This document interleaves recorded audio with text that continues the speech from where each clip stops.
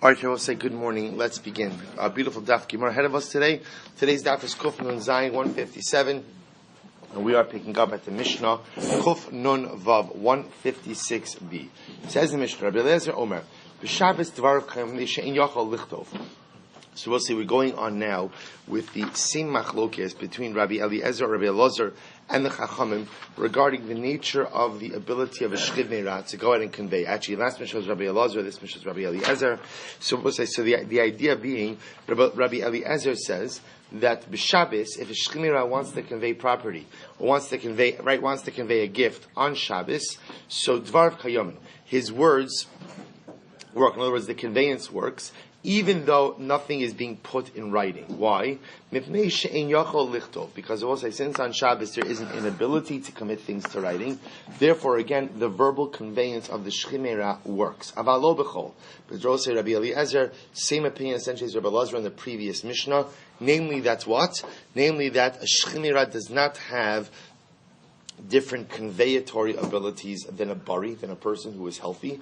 Therefore, just as a bari has to employ a regular kinyan mechanism, a shchiv meirah has to do so as well. Rabbi Eliezer is just saying that on Shabbos, because you can't write, we allow him to use a verbal conveyance. Rabbi Yeshua says, B'Shabbos Amru, Kal V'char B'char. Yeshua says, no, the shchiv meirah could do it on Shabbos, and Kal V'chomer, he could do it during the week as well. Kiyotze bo, similarly, Zachin lekatan vein zachin legadol of Rabbi Eliezer. Rabbi Eliezer says you could acquire a gift or property, for that matter, on behalf of a katan, but not on behalf of a gadol. And Rabbi Eliezer's logic will say is about what? Is that halacha l'maisa, since a katan can't acquire on behalf of himself, therefore what you could acquire on his behalf. Rabbi Yeshua says the katan amru you could acquire on behalf of a katan, kal v'chomer the gadol. And Rabbi say kal v'chomer that you could acquire on behalf of a gadol. Ultimately, Rabbi Yeshua speaking about the idea of zachin la'adam shalo b'fanav, that you have the ability to go ahead and acquire for someone, even without their knowledge or not in their presence, if that which you are acquiring on behalf of the individual is of an objective benefit. So Rabbi Yeshua says, if you could do it for a katan, you certainly could do it for a gadol. Says the Gemara, masnisin money. So we'll say, whose opinion does our Mishnah reflect? So the Gemara says, Rabbi Huda Desanyo, Rabbi Meir Omer. And also we're going to have two versions in the machlokes between Rabbi Eliezer and Rabbi Yoshua. So Rabbi Meir says, this is his version. So Rabbi Meir Omer, Rabbi Eliezer Omer, B'chol dvarav kayomin, mevnei sheyachol lichtov avalo b'Shabbos. Rabbi Meir says that ultimately, again, during the week, the gift of a shchiv meirah ultimately will be upheld. Why? Because he has the ability to write. However, not on Shabbos. Rabbi Yeshua says, both I tap off Kuf Nun Zayin, B'chol Amru, no, shchiv meirah has the ability to go ahead and what? To convey property, I both say, even verbally, and certainly the Kal V'chomer the Shabbos. And all the more so if it works during the week, when technically speaking, a person could commit the transaction to writing, all the more so that it works on Shabbos. Kiyotze bo, similarly, zachin legadol vein zachin lekatan. Ultimately, again, you could acquire on behalf of an adult, but you can't acquire on behalf of a child. Divrei Rabbi Eliezer. Rabbi Yeshua says, "Begadol amru kal v'chomer lekatan." Rabbi Yeshua says, no, if you could acquire on behalf of a gadol, you certainly could acquire on behalf of a gadol. Also, the nature of that kal v'chomer is such that if you could acquire on behalf of a gadol, who technically has the ability to acquire on behalf of his own, on his own behalf, so too you could acquire on a katan who does not have the ability to acquire on his behalf. You will say, so that is Rabbi Meir's version of the machlokes. Comes along Rabbi Huda. Rabbi say Kuf Nun Zayin Amud Aleph, 4 lines down. Rabbi Huda says, Rabbi Huda Omer, Rabbi Eliezer Omer, B'Shabbos dvarav kayomim mepnei shu yachol lichtov. Rabbi Huda, so also Rabbi Huda's version, Rabbi Eliezer says that on Shabbos, if a shchiv meirah conveys property, that conveyance, verbally, that conveyance is effective. Why? Because he doesn't have the ability to use another kinyan mechanism. You can't do it through writing. Avalo b'chol. But I will say, ultimately, again, a shchiv meirah only has this ability on Shabbos when ksiva is not available to him. But when writing is available to him, like during the week, ultimately, again, he cannot rely on the verbal conveyance. Rabbi Yeshua says, B'Shabbos amru kal v'chomer b'chol. Rabbi Yeshua says, no, just the opposite. If it works on Shabbos, Of course, it works during the week as well. In other words, if we're going to let him convey property on Shabbos, ultimately we understand this. This is because of Tiruf Hadas. We know that if we're nervous, that if we don't let the Shchimira convey things as he wants to, then what's going to happen? He's going to become a bulbal, right? He's going to get upset. He's not going to have that inner quietude. We don't want to cause that. So if we're allowing him already to do this on Shabbos, he certainly could convey even without writing during the week as well. So the Gemara says, Kiyotzebo, similarly, Zachin Lakatan, Ve'in Zachin Lagadol Divi Rabbi Eliezer. Similarly, you could acquire on behalf of a katan, but not on behalf of a gadol. These are the words of Rabbi Eliezer. Rabbi Yeshua says, Lakatan Amru Kavachomer Lagadol. Rabbi Yeshua says, no, if you could acquire on behalf of a katan, you certainly could acquire on behalf of a gadol. So both say, just to kind of close out these sugyas. So first of all, again, how do we pass in terms of a matna shchemira? So this is in the Shulchan Aruch Choshen Mishpat.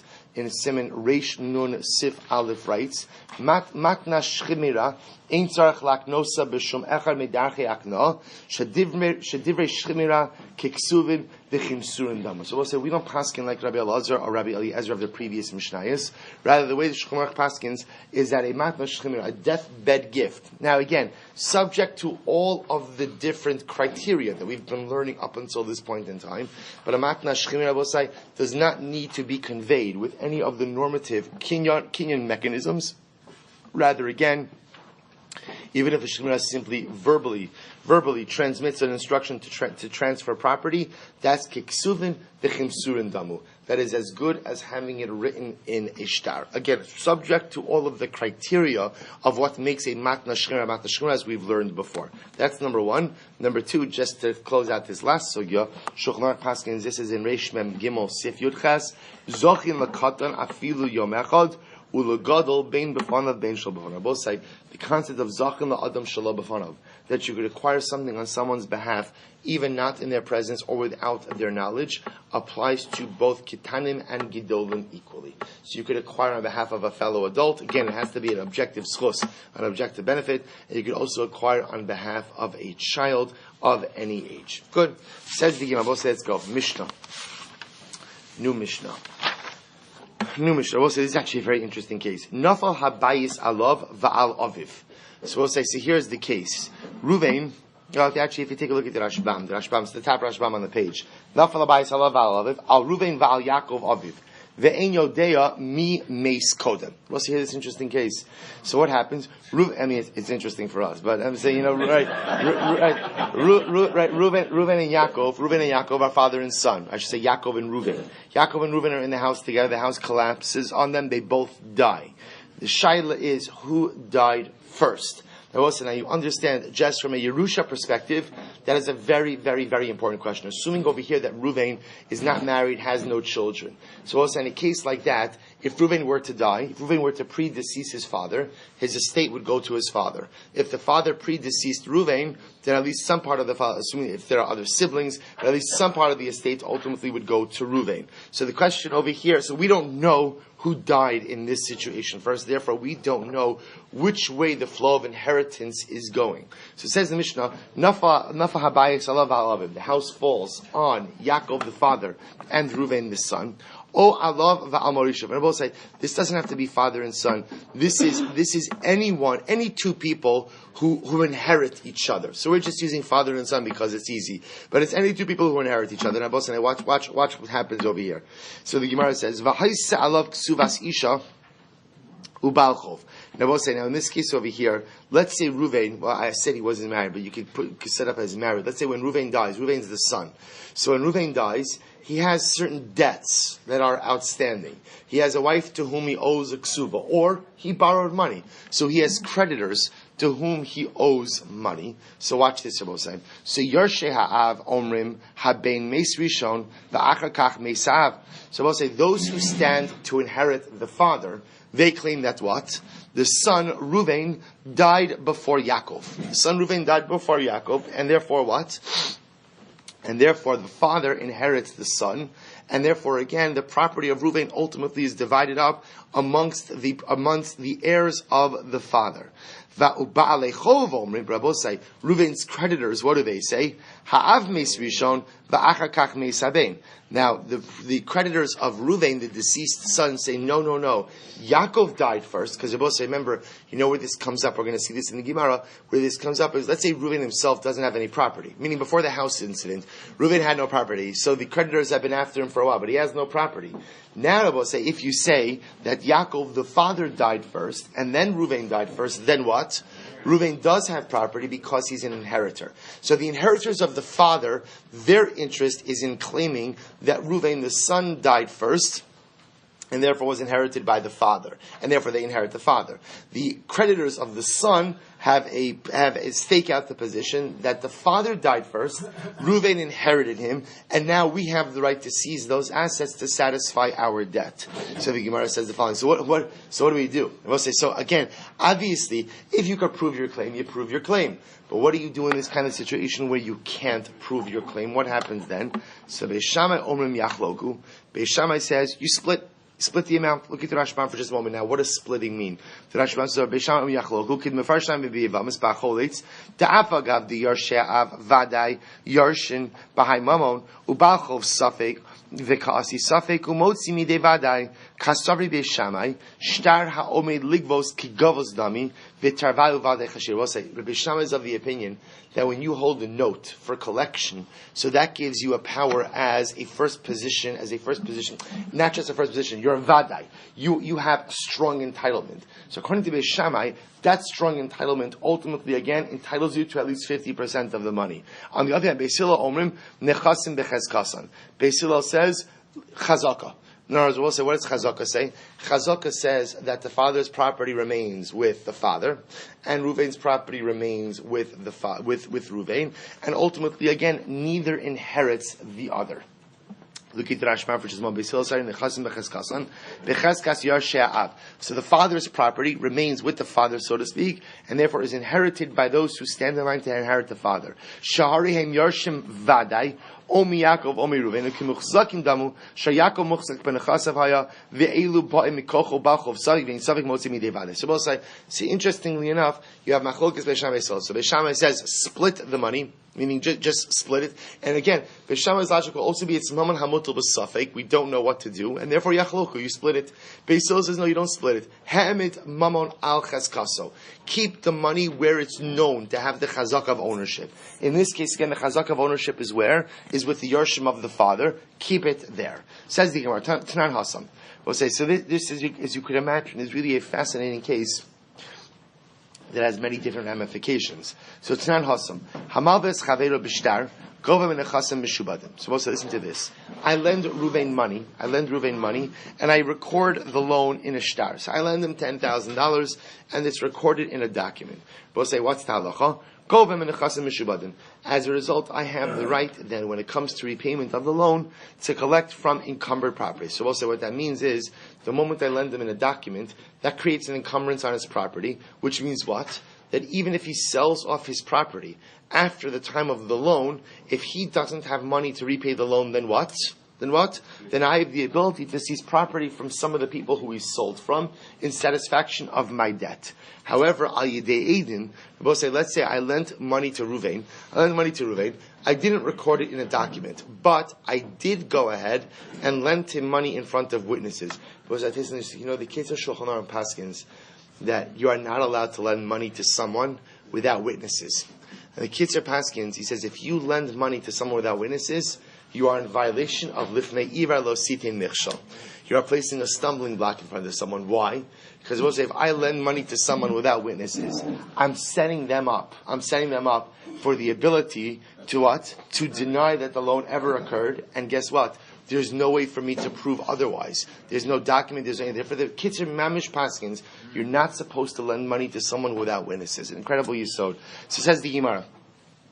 So, however, therefore, if you just lend in front of witnesses, so we'll say, because there's no shtar, therefore, again, your ability to collect is limited to unencumbered properties. Boi Shmuel. So we'll say, listen to this case, and this question is going to be what kind of is this? We're going to be exploring this for the rest of today's daf. Boi Shmuel, diikni.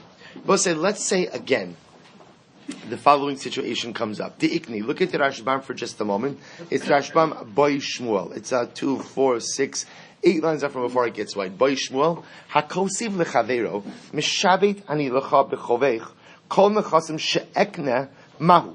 So listen to this. So I lend money to Ruvain, and Ruvain writes in the shtar, listen, not only is the property that I have encumbered, but anything that I will ever acquire will also become encumbered to this debt. So Shmuel asks, if he writes this in the shtar, Di'ikni, anything I will acquire will become encumbered, Vikana. And then he ultimately, Ruvain, the borrower, does ultimately purchase more property. Mahu. What's the halacha, Rabosai? Does the encumbrance actually devolve upon the newly acquired property or not? Or not? And Rabosai, as we're going to see, the bigger question is the following.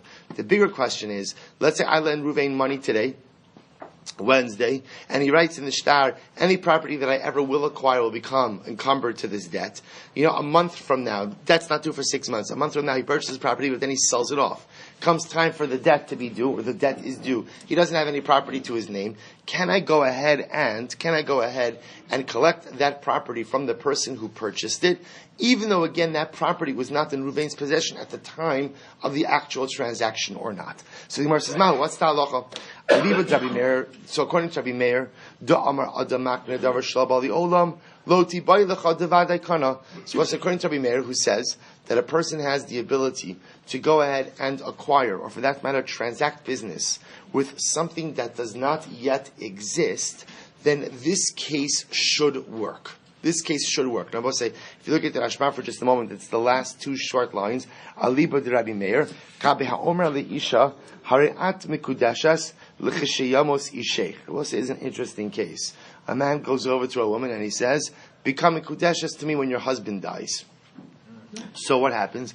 Or become mikudashas to me, when you convert.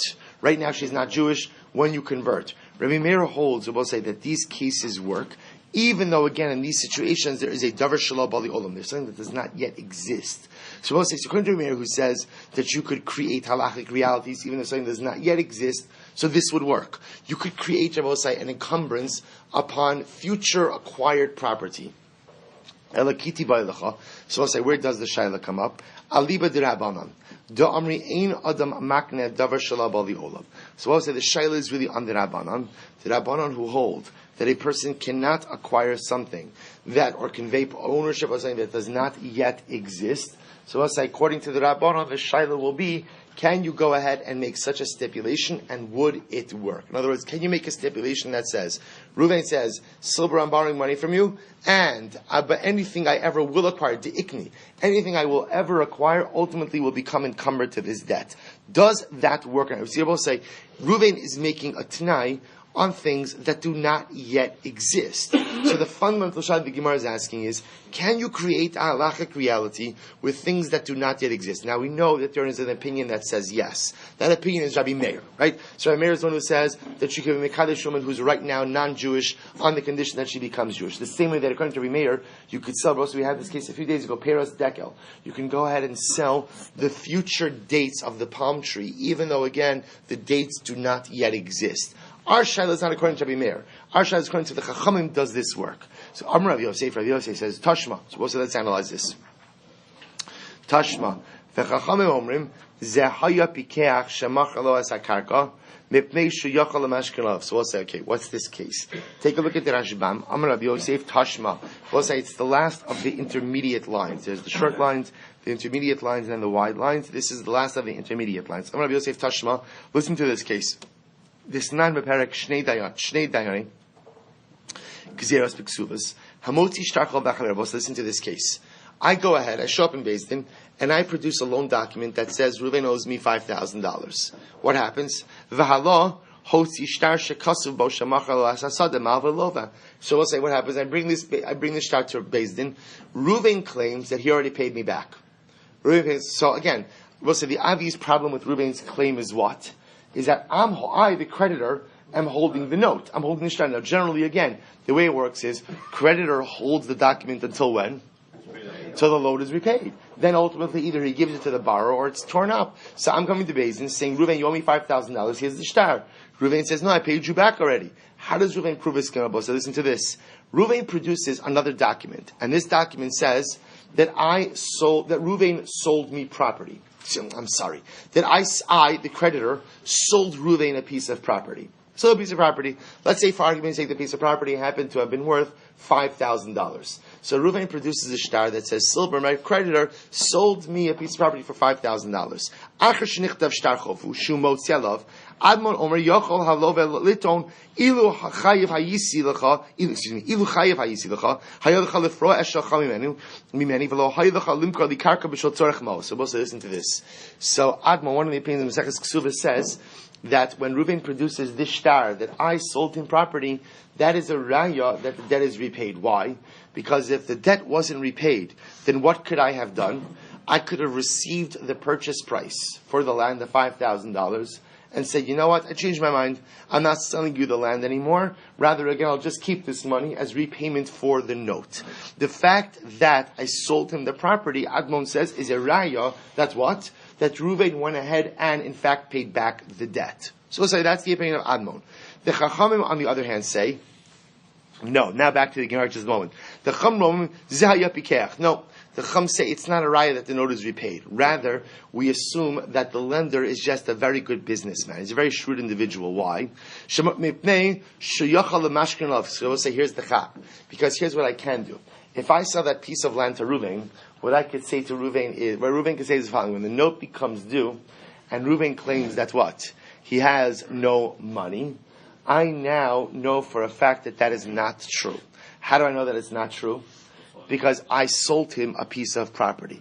So I have the ability to essentially collateralize the piece of property that I sold him, and in the event that he does not have money to pay me back, I know the exact parcel that I can seize in satisfaction of my debt. So it says the Gemara, so we'll say, so understand, why is the Gemara bringing down this case? The Rashbam brings down the Dira Masu the Chamrom. The Chum say, look at the second line in that Rashbam. V'hinei zeh karka de ikni habash la'achar shenichtava shtar chov k'no halova zman meruba. V'hinei zeh hamalve chozer v'govo b'chos. So we'll say, see here this case. In this case over here, I lent Reuven $5,000. Then what happens? I claim Reuven still owes me the money. Reuven says, I paid you back, and the raya is, you sold me property. If I really owed you money, why would you sell me property if I still had an outstanding debt to you? To which I could come back and claim, I sold you property to know that you would have the ability to go ahead and pay me back. Because this way, again, should you not have any money at the time that the note becomes due, I now know that you have an asset that I could seize in satisfaction of my debt. Now, both say, that asset, that piece of property, did not exist at the time of the loan. Reuven, the borrower, did not own it at the time of the loan. Yeah, what do we see? We see that the encumbrance of the debt devolves upon that piece of property, even though it only came onto the scene later on.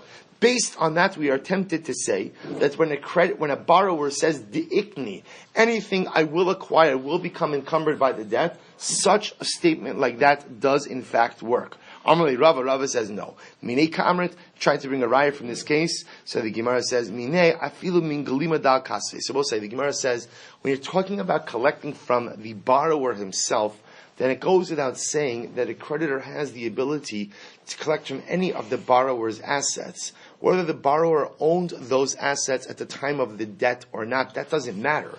What matters is what the borrower owns at the time when the debt is due. So whatever he owns at the time when the debt is due, that the creditor has the ability to collect from. Our shaila, Rabbi say, is a more complicated one.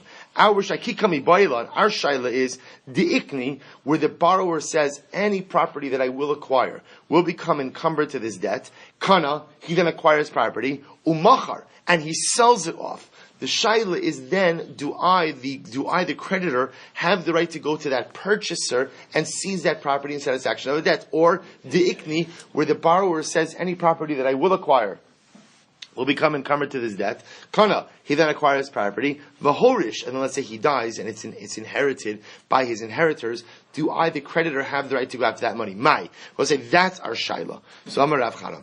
Tashma, so Rav Chana will say brought from our Mishnah. Tashma, Nafal habayis alav va'al aviv.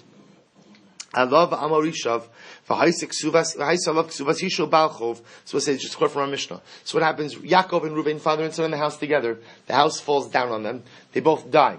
We're not sure of the order. What happens? Reuven, when he dies, has certain outstanding debts. Right? He ultimately owes ksuva, or he has other chovos upon him. So what happens? Yarsha'av omrim habein meis rishon rachach meisav. So I'll say, so those who inherit the father's inheritors, their position is son died first, and then father died. And then father died. Therefore, again, father inherited the son. The assets are ours. So the Gemara says, "Bali chovos omrim." But again, the son's creditors say, "Ha'av meis rishon." Ultimately, what the father died first. Son inherited him, and now we could seize those assets to satisfy our debts. It says the Gemara, "Ve'isak adaytcha deikni kana umachar deikni kana v'horish lo mishtabid." So we'll say, if you hold that halacha l'maisa, when someone does not own property at the time of the debt, but they go ahead and they say anything that I will acquire ultimately will become encumbered by this debt. They then acquire property, sell off that property, that the encumbrance is no longer upon that. Lo mishtabit, nihi nami da'av meis bereisha. Even if you say the father died first, di'ikni hu. So the Gemara says, this would be a case of a son, in this case the debtor, the son, who inherited property or who acquired property after the time of the transaction. So if you hold Rabbosai that there could be no encumbrance that devolves upon property not owned at the time of the transaction, even if it's true that the father died first, so the son inherited him, the creditors of the son should have no claim against this newly acquired property. To which the Gemara says, Amru Rav Nachman Zira Chavrin, Amru, we said to him, Rav Nachman Zira Chavrin, Rav Nachman Zira, our friend, Tirgama, explain this in the following dynamic. Mitzvah al Yisomim lifroa chovos avihan. Bosai, this is a different case. The case over here, Bosai, where is, if you have a case, even if you hold that a future encumbrance does not devolve upon, an encumbrance does not devolve upon property acquired after the date of the transaction, there's a different operative principle at play over here, which is that there is a mitzvah upon the inheritors to pay off the debts of the deceased. Look at the Rashban for just a moment. 4 lines up from the bottom. Last 2 words on mitzvah. Last 3 words. Mitzvah yisomim. V'lo mishum shekasav lo deikniu v'gabi kana umachar lo mishtabed elo gabe yarshim mishum mitzvah v'afilu lo kasav lo deikni mishtabed yoresh l'malva mishum mitzvah yisomim. Both say what the Gemara now is introducing us to is something dramatically different, which is it does not matter what is written in the shtar. Doesn't matter what's in the shtar. There is a mitzvah upon Yisomim, and Rabbi say Yisomim doesn't just mean children of the deceased. Anyone who inherits the deceased, it is a mitzvah ultimately again to repay the debts of the deceased. Rabbi say it's an incredible yisod, just also on in a more esoteric level that brought down that the neshama itself doesn't have rest until its chovos are paid off, until all of its debts in this world are paid off. So therefore, again, there's a din of ultimately those who inherit the deceased of paying off the debts of the deceased. So because there is another operative principle over here, that's independent ultimately of what? That's independent of the ikni of future encumbrances. The reason ultimately why the inheritors of the son are going to, in this case the inheritors of Reuven are going to pay off those debts, is because there's a mitzvah lifra chovos avian. So Mar says, Maskiv Ravashi, Mal va'alpehu. So Ravashi says, 1 second. If that's the case, then this should be a situation of both. Then this is no different than a milva alpeh. A milva alpeh means just a verbal transaction. And what? And the Gemara says, "V'Rav Shul Darmitayvayu milva alpeh and a government ayershin." So both say ultimately, Rav Shul both say that a verbal transaction, also as we stated before, is not collectible from inheritors. A verbal transaction, I will say, is only collectible from the creditor, from the debtor himself, not from his yarshim. Take a quick look at the Rashbam. The Rashbam says over here, "Rav Shul Darmitayvayu lekaman beget pashut milva alpeh and a government ayershin v'chiamina mitzal yisomim hani mili milva b'shtar." They both say, when do we say that there's a mitzvah upon the Yisomim to go ahead and what? To go ahead and pay off the debts of their father? That's when that debt was recorded in the document. But if this was a milva al peh, then at the end of the day, they're not obligated to pay off the debts of the estate. Amud Beis. Elohamai. So we'll say, whose opinion does this reflect? Rabbi Meir. So we'll say, we keep coming back to the same thing, which is, so whose opinion is being reflected over here? Rabbi Meir. Amar Adam Makne Davar Shalab Ali Olam. So we'll say, it appears that what we keep coming back to in these situations is that Halacha L'Maisa, the dominant opinion that is being expressed over here is Rabbi Meir, who holds that a person could go ahead and be makne a davar shalab ali olam. A person could go ahead and convey something that does not yet exist. So the Gemara goes weiter. Amar Rabbi Yaakov minar pekod meshvei de Ravina. So Rabbi Yaakov of Nar Pekod said to Ravina. Nar Pekod is a place, the Pekod River. Tashma. So let's remember, just so you understand, we're still trying to answer the same basic question, which is, if I lend money to Ruvain, and Ruvain says anything, obviously everyone knows that whatever Ruvain owns at the time of the transaction is encumbered by the debt. The shaila over here is where Ruvain puts in an additional clause in the shtar. The additional clause in the shtar is one word, which is the ikni. Anything that I will acquire will become encumbered by this debt. And we'll say, what's our shaila? Let's say Ruvain then, 6 months later, before the debt is due, acquires new property, and then what? Subsequently sells off that property. Now when the time for collection comes along, Ruvain has no property to his name. Because obviously if Ruvain has property to his name, that's where I collect from. He's got nothing to his name. The shaila now is, can I collect the property? Right, can I collect the sold property? But again, that was property that was sold that was not owned by the borrower at the time of the debt. It was purchased at a later date, but the borrower himself made the stipulation, the ikni, that anything I will acquire ultimately will become encumbered. So we'll say, so the point the Gemara is making over here is, does a borrower have the ability to create a future encumbrance upon property that he does not yet own? That's the fundamental shaila. And I will say again, so the answer is very simple according to Rabbi Meir. If you're Rabbi Meir and you hold that that you could stipulate and you could transact with things that do not yet exist, it's open and shut. Yes, you can do it. Our Shaila Bosa is not according to that opinion. So the Gemara goes weiter. So Amar Yaakov minar pekod meshvei de Ravina. Tashma. Shtari chov hamukdam. So this is actually a very interesting case as well. Shtar chov mukdam. We'll say what's the shtar chov mukdam? Predated shtar. So let's say again, I'm going to go ahead and I'm going to lend Ruvain.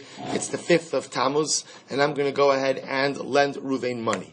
But I decide, you know what, I'm a big Rosh Chodesh fan, so I decide, you know what, instead of dating it 4th of Tammuz, so I'm going to go ahead and date it Rosh Chodesh Tammuz. But we'll say such a shtar is possible. Why is the shtar possible? We'll say, why is the shtar muktam possible? A shtar muktam is possible because we'll say, remember again, an encumbrance upon property is created as of the date in the shtar. So we'll say, so for argument's sake, if the date in the shtar is Rosh Chodesh, but I don't end up lending Ruvain money till the 4th of Tammuz, the encumbrance is not there until the 4th of Tammuz. When it comes time for collection, bless you, if there was property that Ruvain sold off before the 4th of Tammuz, that was really not encumbered property, but the shtar says that the transaction took place on Rosh Chodesh Tammuz, then technically I, the creditor, could seize property from transactions that were made before the date of the actual loan, and I could illegally seize property from people who bought unencumbered properties. So therefore, I will say, because of that, shtar muktam, you should know, by the way, where does this come up? This comes up often by ksuvas. Right? Sometimes, again, it's not as much this time of year, but sometimes like winter months where the day is shorter and people make a chasana, so sometimes you have to be careful. Again, our minhag here is that we fill out the ksuva during the chasnas tish. And the chuppah could be sometime later on. So there are many poskim that are makbid that the date of the ksuva has to match the date of the chuppah. That's why amazing enough, minhag Yerushalayim is that they go ahead and they do the ksuva underneath the chuppah. They do it underneath the chuppah. So to avoid any issues in terms of dating of the ksuva. It's interesting. Okay, so that's the shtar mukdam. However, Rabbi say, if you want to post-date a shtar, so you have the right to do that. Rabbi say, because who is the only person who is disadvantaged by a post-dated shtar? Who's the only person? The creditor, right? The lender. Because I will say his encumbrance then is pushed off. If he wants to assume that risk, that's absolutely fine. Take a look at the Rashbam. This is an extreme case, right? Let's say the loan took place in Nisan, but they don't want to date the shtar until Tishrei. Inami kasua b'yom. Shalava bo'ach icher azman b'soch hashtar. The kasal b'tishrei ksherin shamachala shiburat tishrei v'lo yitrav l'kos. So again, if the lender is willing to go ahead and let this go, then that's his prerogative. So the Gemara says, if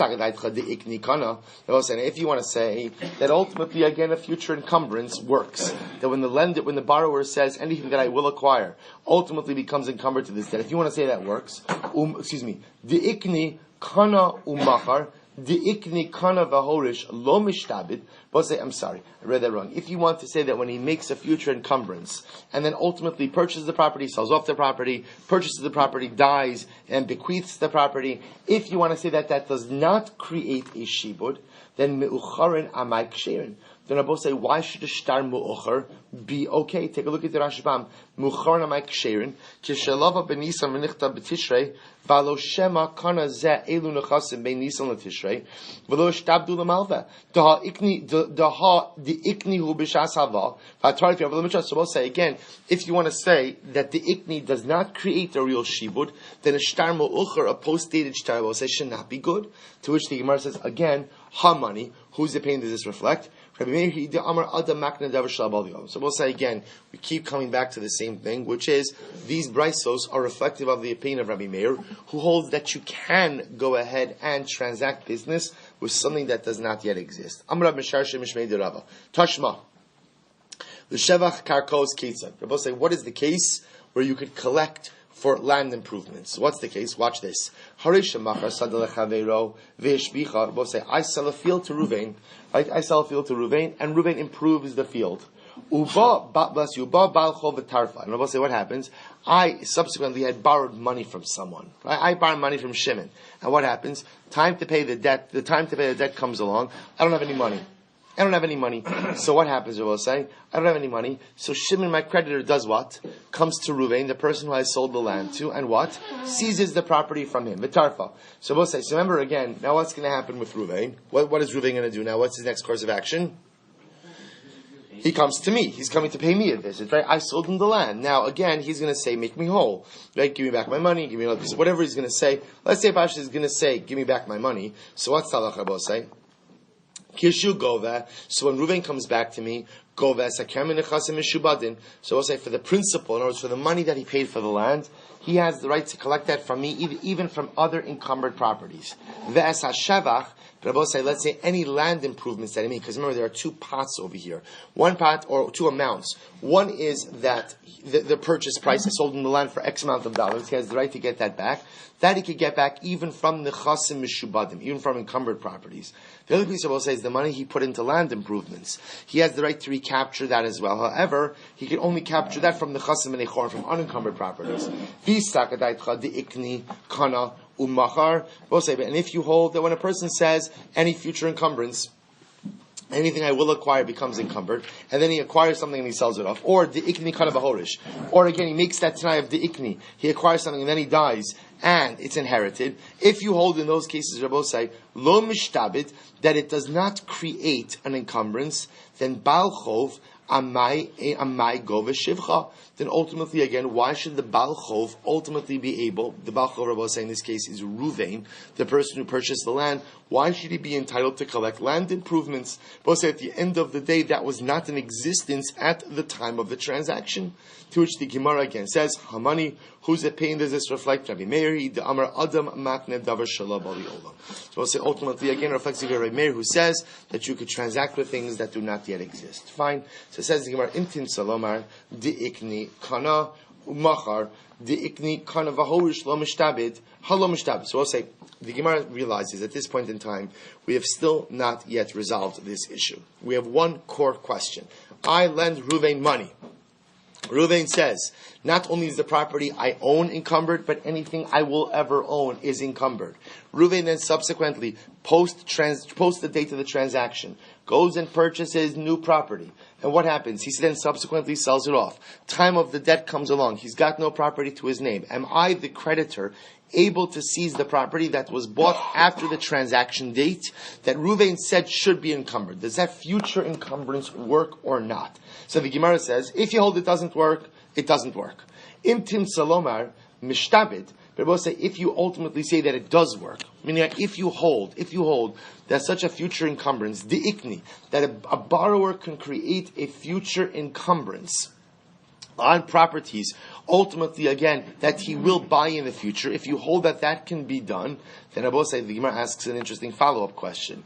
Lava v'lava, v'chazar v'kana, mahu. Rabbi say, listen to this case.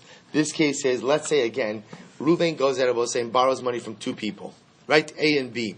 And for both A and B, he makes this same Tanai of the ikni. Any properties I will ever acquire will be encumbered by this debt. Okay? And then what happens? He then acquires property. Mahu. Rabbi say, now let's say again, so now he owes money to two people. There's one piece of land. Who has precedence? Who has precedence of collection? Mahu. L'kama mishtabit or l'basra mishtabit. Now both say, now remember, this property was not in existence at the time of either of these transactions, either of these loans. But in both of these loans, Reuben, the borrower, said, anything that I ever will acquire will become encumbered to the debt. He says this to A, he says it to B. Let's say both debts become due at the same time and there's one piece of property. So we'll say, who gets it? So the Gemara says, Mahu. L'kama mishtabit or l'basra mishtabit. Does the first creditor get it or the second creditor get it? Amr Rav Nachman, Ha milsai boilan v'shalchu mitam rishon kana. So also Rav Nachman said, we dealt with this kasha a little bit, and they sent us from Eretz Yisrael. They told us the first guy acquires it. The first guy acquires it. Rav Huna Amar yachloku. Rav Huna says they should split it.